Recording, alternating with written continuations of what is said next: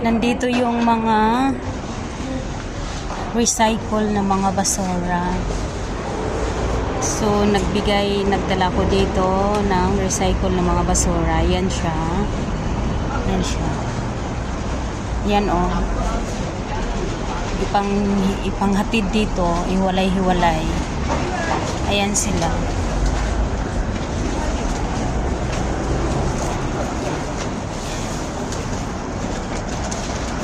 Ayan.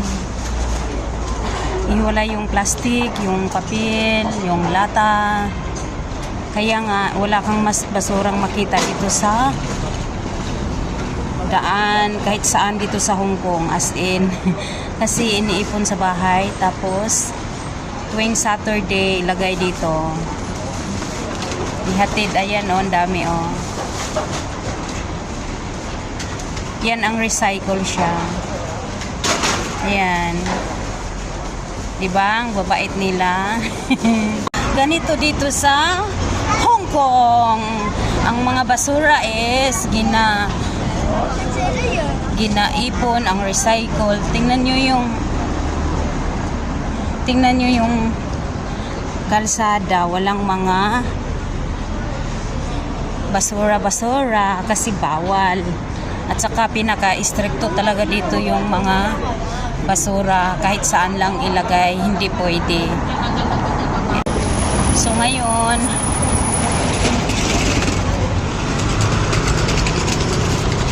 may pupuntahan ako. Punta ng Tin Hau. Ayan o, basura. Ayan, pinulog niya, nahulog. Wala kang makitang basura, kahit mga plastic sa daan. Kasi nga malaki ang multa pag makita kang magano ng basura, plastic or kahit ano-ano. Ayan.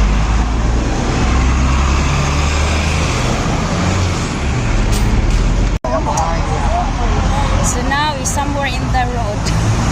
Somewhere in the road. Sana all ganito ang buong mundo sa mga bansa nga mga as in mga disiplinado sa basura. Ang ganda, di ba? Pwede rin sa baba ng bahay may mga ano din siya, mga basurahan na plastic, yung mga mabiak, tapos yung mga lata. Yan.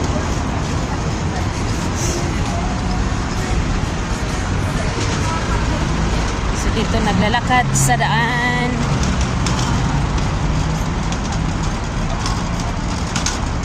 Somewhere out there in the night. Busy ang mga tao.